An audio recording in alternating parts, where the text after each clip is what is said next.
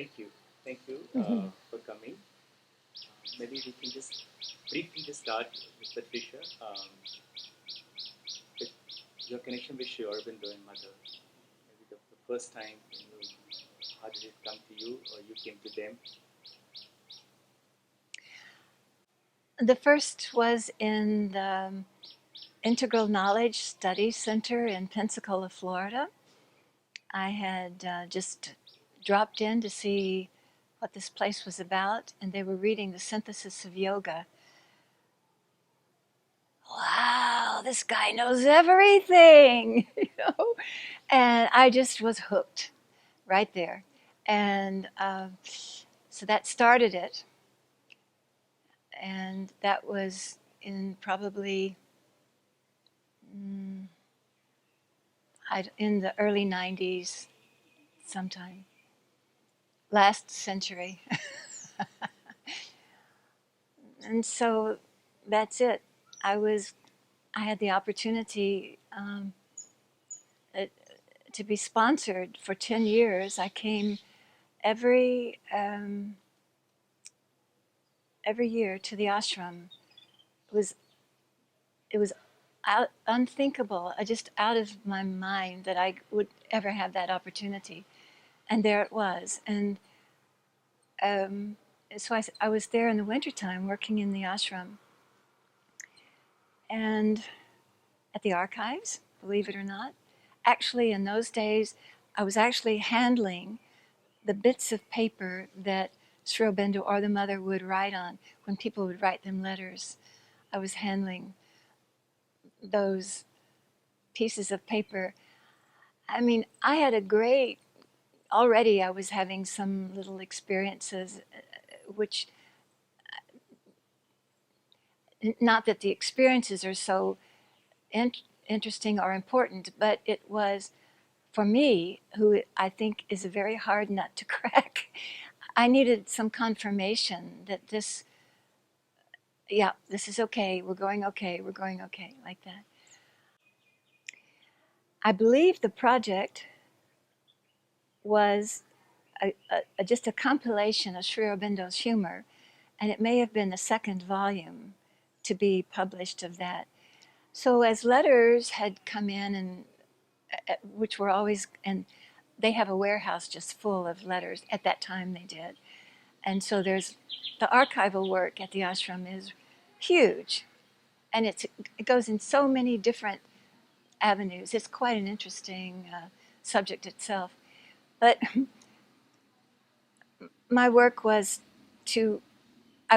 I had a supervisor who had a supervisor who had an editor and then an overall project manager, right?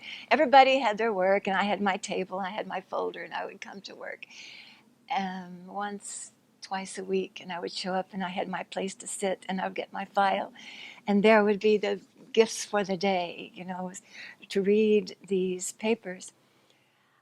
So the side issue is Sri Aurobindo's handwriting, all night long writing letters in answer to people, is not so legible, but I could read it. Now I think that's just amazing. But then, I mean, it didn't occur. This opportunity was not lost on me. I remember it, so now I'm getting the benefit of remembering it, right? That I was like, and I know that there were some papers that I finally went to my supervisor and I said, I just can't read this.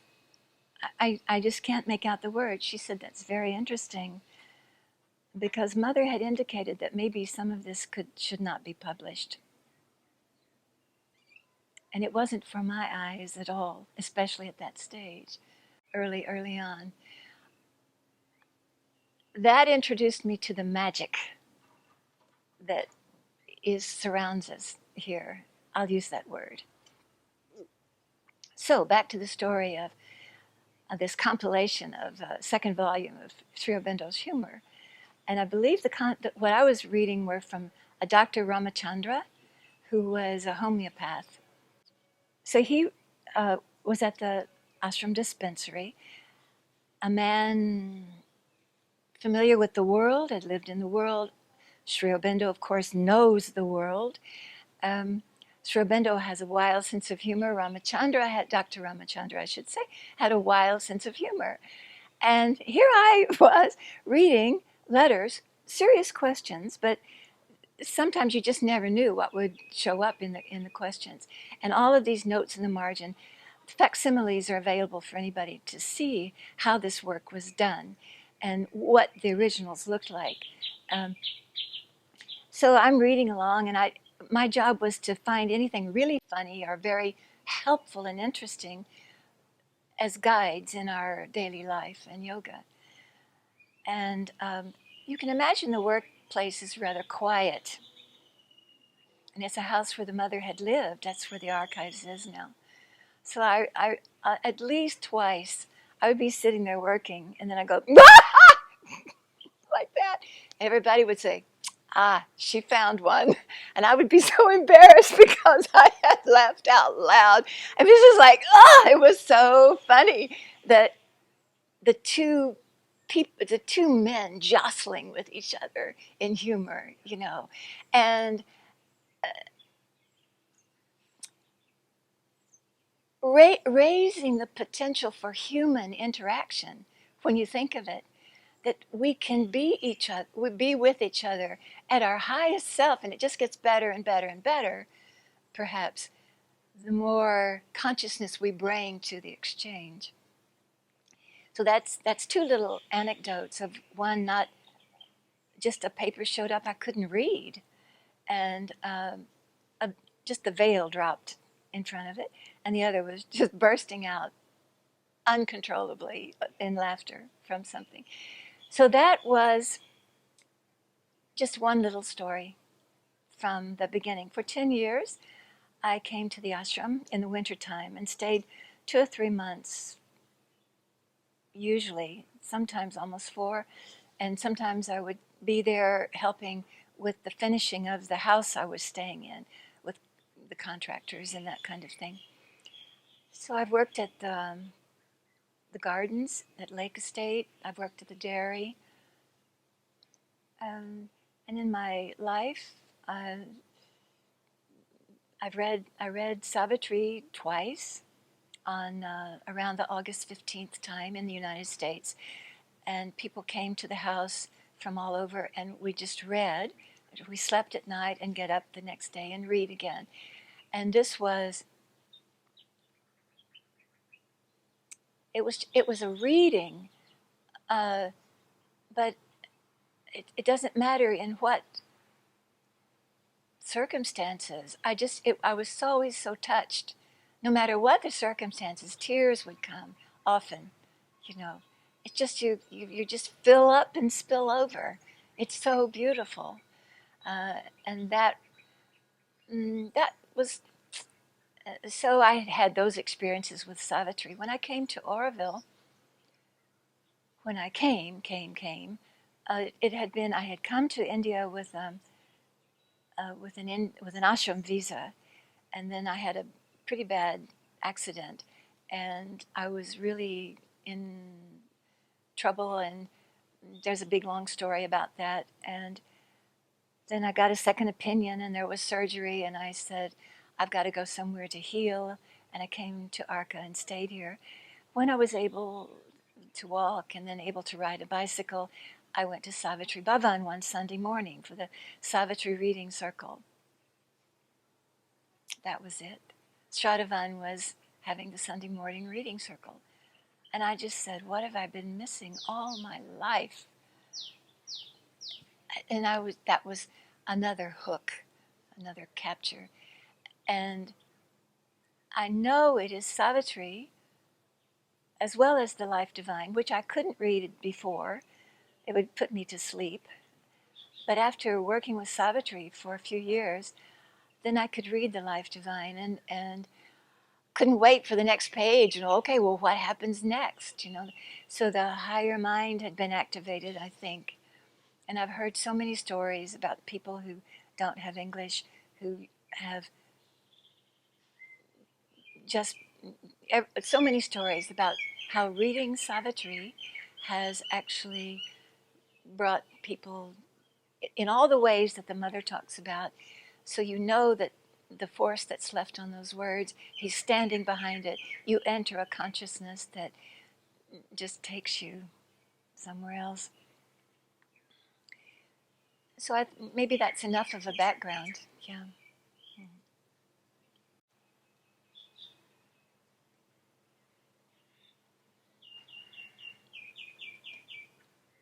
you.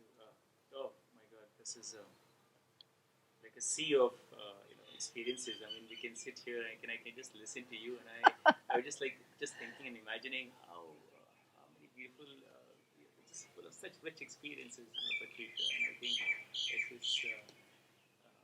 Sorry, I've just kept the door open, so in case she comes. Yeah. Beautiful. Thank you. Thank you. I think we just scratched the surface, and I would love I to think hear scratch the surface of any Aurovillian. Yeah, exactly. I know. And mine are little bitty things. I just go around here in awe and wonder at the people I'm living with here. I mean, I'm very, very lucky, I feel. I feel gratitude all the time for, anyway, we all do. So, if you could share about the process in participating about Sri Aurobindo's plays, maybe how many years it has been and what has been some of the key insights or during those process, how did it feel for you? So I'll just free flow. Yes, exactly. Things will just come into my little monkey mind and I will just free flow. Yes. There were so many times when I would just say, well, Aryamani has a vision and I'm just going to trust in that. I don't know where this is going, and I learned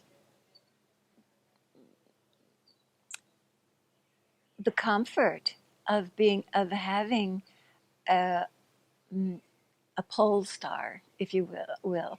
You know that somebody else is taking care and she's got the connections, whatever. Something is guiding her. That's absolutely fine for me. Just go with that because it was. And then the scary part was when Aryamani, I think it was the last production, Usha and the Dawns to Come. Well, here's about the Veda. Wow, I know nothing about the Veda. This is my opportunity. I've always wanted to know about the Veda. And then I was a facilitator, right? And my little job is to help the chorus say the Savitri lines. Small work, interesting, and easy to just sit back and observe and be part of it and bask in the atmosphere, right? That was my job. And it was an exploration. It was a year in advance of the production. We're going to explore. So I got Secret of the Vedas. I was reading the Upanishads and the Vedas, and I was making notes, and I was reading the light, putting it all together with the Life Divine. And I was seeing how Savitri was, Aswapati was one of the early rishis. I wondered what was it like to be on earth at that time. All over the earth, there must have been a descent of something catching any vehicle that was available, that was receptive and ready, had been prepared by nature in the play, and here comes now the next thing. So I was just really off, and all that. I just thought, what is it like? How much Neanderthal DNA do I have? That was another question. I mean, so this exploration, just open and free. She gave us, Aryamani gives us the freedom. And after this was the second production I'd done with her, so I had a little bit of confidence. Otherwise, I wouldn't have been able to go way off in all of these areas. But so here I am with the first presentation, my little session for the group, the whole group. And I said, let's go back to the time I'm oh gosh, I came with all my idea of taking us back, be there in that time. I was in a space I wanted to share with people. We are here at the first light. I mean, I could just go on. So yeah. Well, I think that was probably pretty crazy, but anyway, I had the experience of doing that. I think it had nothing to do with anything about the project that in the end. What it did was it opened up something for me. It freed me. I wanted to do a good work, and you have an audience and you have people trusting in you, and here you're off on some kind of wild thing, and people were coming along with me, you know. And this is a personal note. I mean, you maybe have asked this question to get a personal note. There's so many things like that where in Auroville, you can always look to the mother's words, well, make a start. Because somebody can have a great idea and have a project and find people to go along. Let's just see where it goes. Well, there should be an eternal yes that is there for people who already have a certain discipline and consciousness. And you can explore and explore. There's nothing then could be a mistake or stupid. It's just grist for the mill, if you would. It's a thread in the fabric of one's consciousness. This is how I remember the productions. Actually, there have been two, I think, only two I've been with. And a lot of details flood the mind. But since I'm not a performer, and it was not so intense, but I was getting another view, and everybody can talk about details. But the thing, all the details start sinking. And for me, after a long life, there is kind of a fabric, a background, and things will pop up now and then from some old experience, and it's ready for you to use or to learn from then.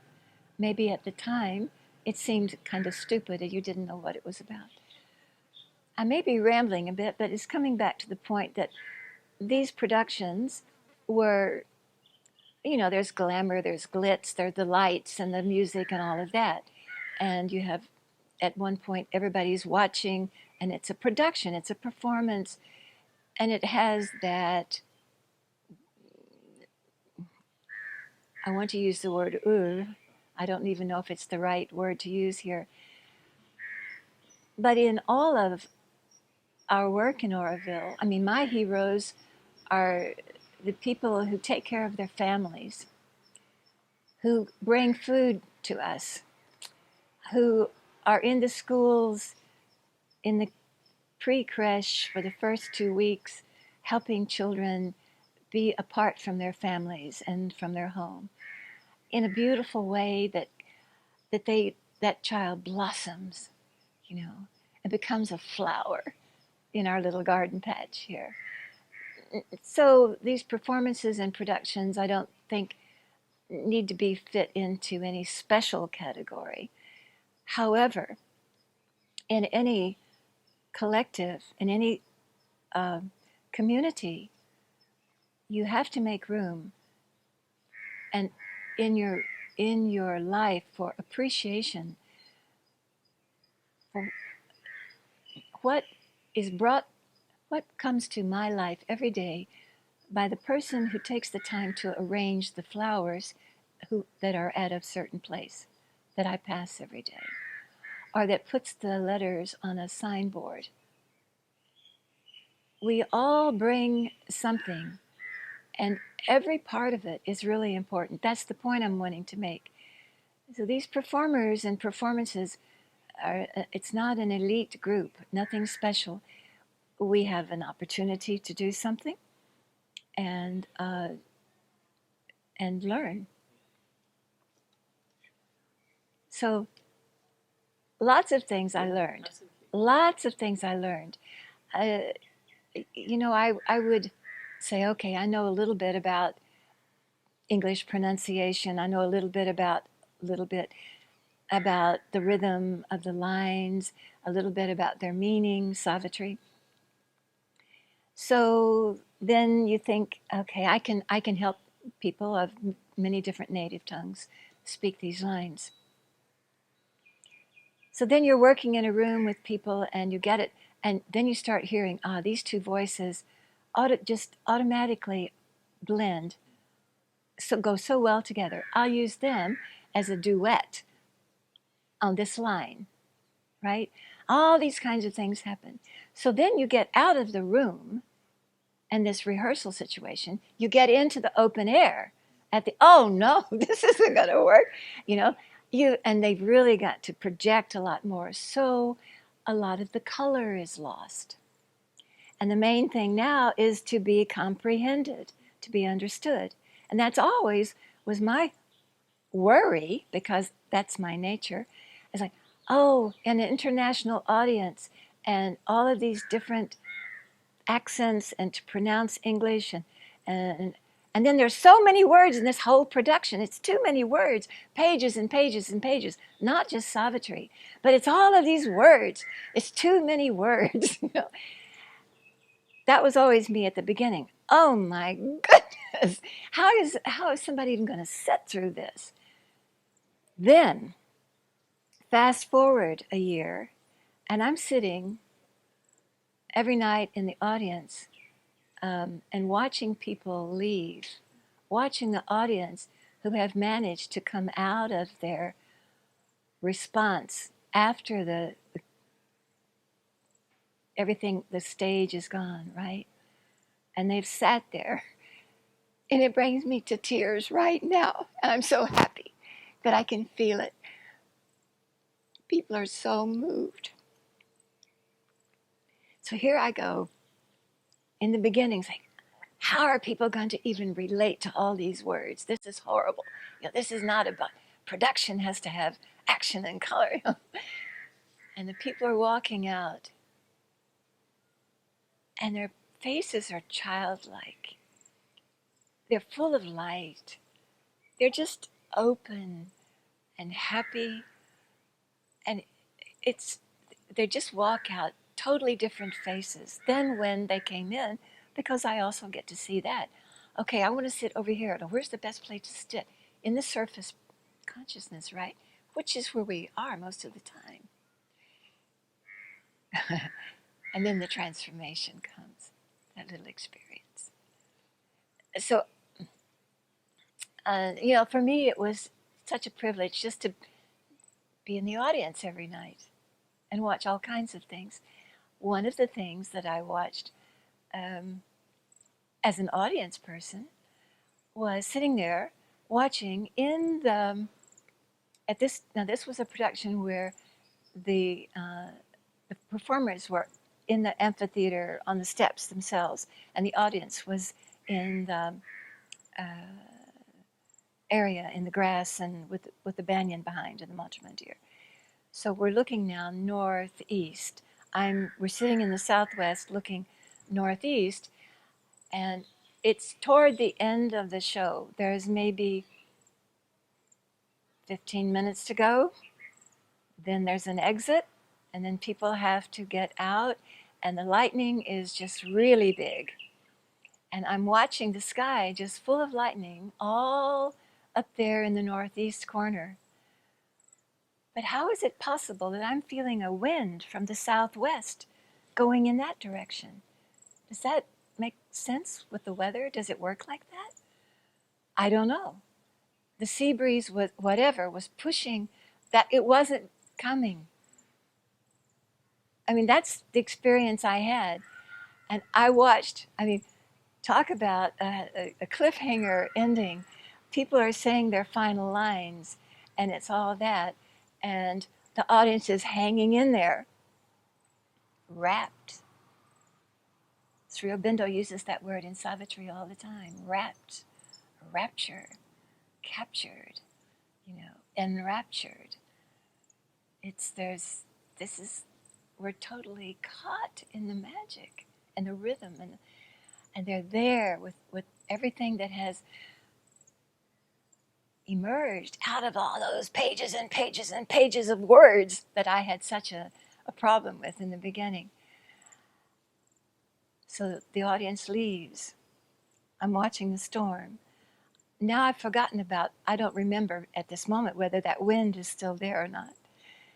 I think by the time the audience, most everybody would have been at the area, the parking area in their bikes. It's really on us. And we're scrambling to get things covered because it's coming. The rain is coming. These are, so these are just little experiences that I would add to an archive. There are so many. The luminous golden owls under the banyan tree during rehearsal in the last performance at the Usha. Suddenly, here are these two owls perched on top of one of the light. They are just looking at us. Two gold, I mean, everything just stopped. We were in rehearsal, right? I mean, you have to just stop and enjoy a moment like that. Many people will remember many different things from the production, from the backstage for the archives.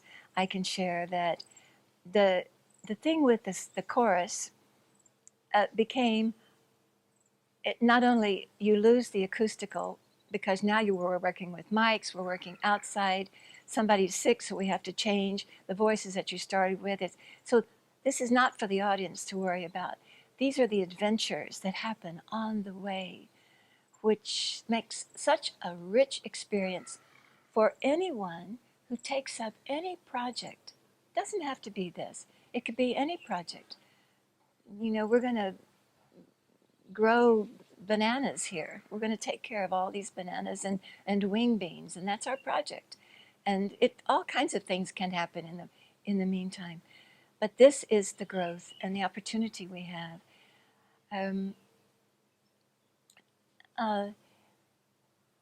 The Savitri chorus group takes it. You know, I was sort of a coach, right? And at some point, it's theirs. You give it, good, you've got it, run with it.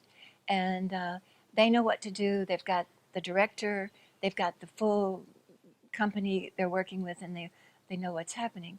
So I'm there if there's like a little problem or a question, but basically my work, if you will, is finished. It becomes a unit. You think about it, different accents, different countries, speaking these words in unison, one voice, to be comprehended by an international audience who maybe not reads Savitri or is familiar with the words that are being spoken. On top of that, they've got to remember that they've got to move from this place over here to that place over there by the end of the speech. They've got to get from here to there by the time this finishes, because it's stage, something else is going to happen. Not only that, they've got to be moving in unison. Not only that, they've got to be with presence, which already they had developed, a presence. But all of that is all that preparation work that goes in advance. So now you have not individuals, you have individuals in a unit. This is where, and I'm part of that unit too. You know, in my subtle body, you know, I'm right there with them. I'm experiencing what it's like, the whole thing. Suddenly you've got a cough, but you know, what are you going to do? Or something's all kinds of things can be going on. Concentrated, focused. So one night I'm sitting here in the audience, and as is usual, the cables and all the power lines, electricity, sound, everything is running in a certain place. Audience, it's not really so visible to the audience, and it's not on the stage. But I'm in an area where I'm not far from these lines. And you will see this, I think, on the video that was taken of the last production. There's a compilation that's available. And I believe this happened on that. it's in the like a final dress rehearsal, and here comes the group passing by, and Savitri and their lines. It's just like it's a machine. It's not a machine, but it's a four. It's a, well, I've not thought about what it is, but it's a block that's moving and it's carrying the words and the action, sending all that energy out to the audience.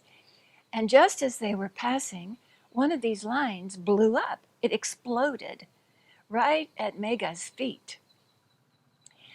And I jumped. And when I opened my eyes, they were just moving. It just moved right on. That chorus block just kept moving. You will see it on the video, I think. Yes. I mean, that's the focus, the practice, the concentration, the trusting each other to be right there. And our goal is that. We're going to that. I want to be that way in my life. I don't want to forget what my aim is. It's easy to get distracted by an explosion.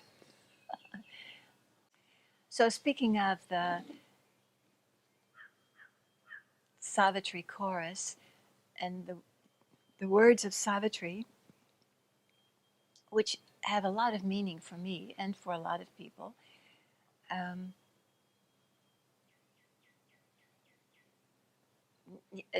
it's always interesting to see. Um, I think it's just really personal for everybody to work with these beautiful lines, and each one had their own experience with the lines that they particularly had to say, not only with the Savitri, but the rest other texts that were there. Um, but I do want to make the point that it's not necessary to read Savitri to be in Auroville or to read any of that. The consciousness that is behind all of this is here, and we just tune in to what's here.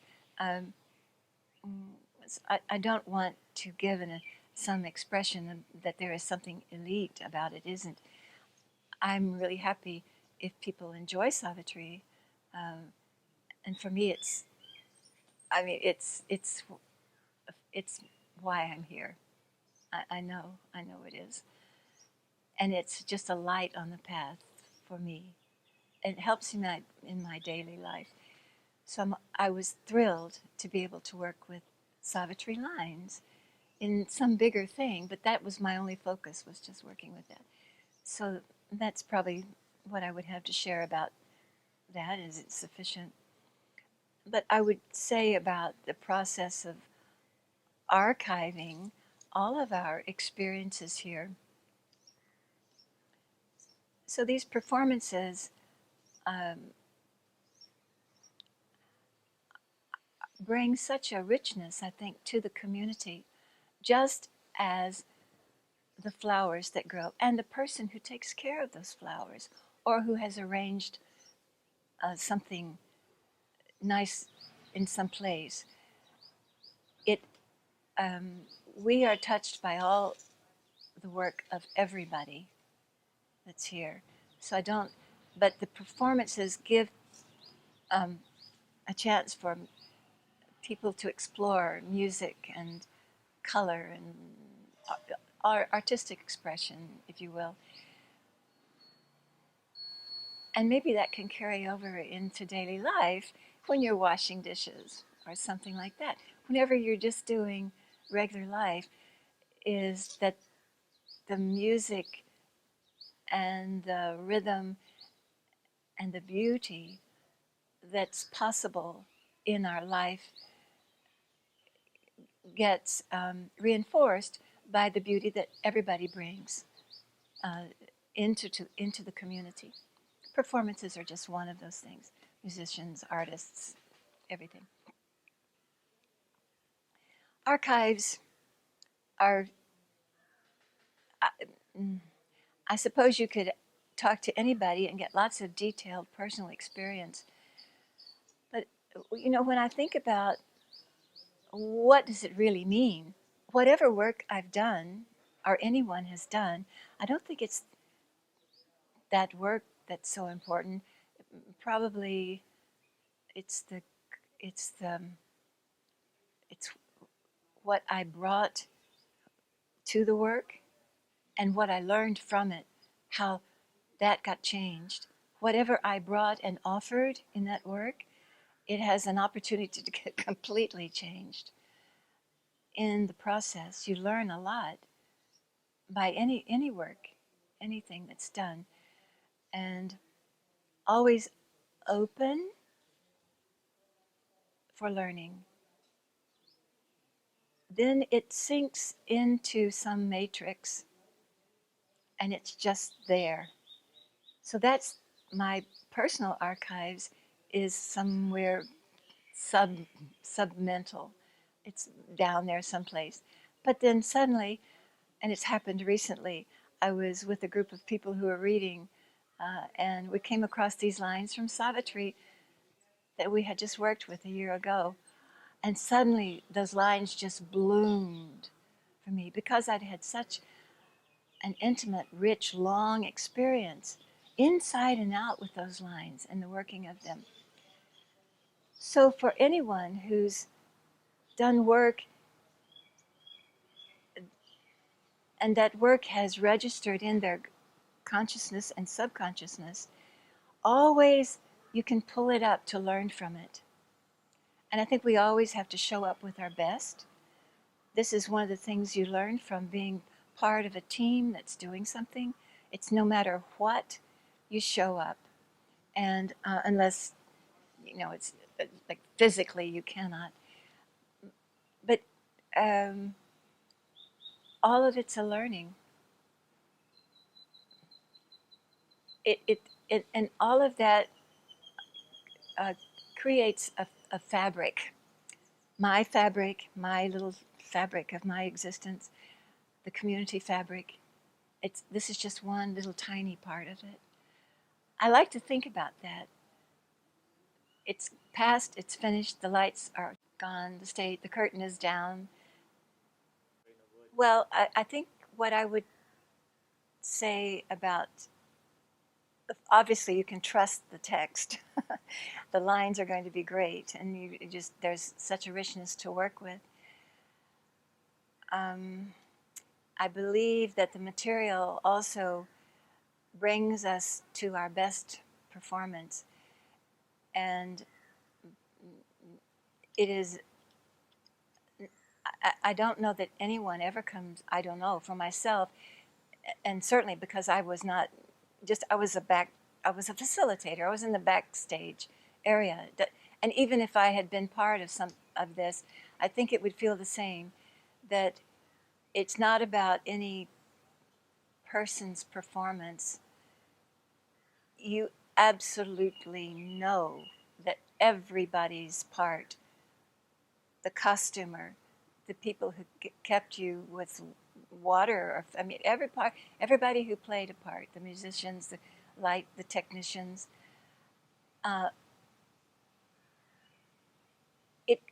it makes the whole. So you can take that apart for different, it would be for any work that we are doing here. At the root of it, you come back to how do we do our work on the days that we're scared and not feeling good? The mother says something about be simple, be happy, just do the work the best you can. And anything of the mother and Sri Aurobindo is a guide for all of our work. And it's just an illusion that we are working by ourselves for a result. My work is going to create this result. No, you learn pretty fast that it's not like that. Something else is in charge. Mm.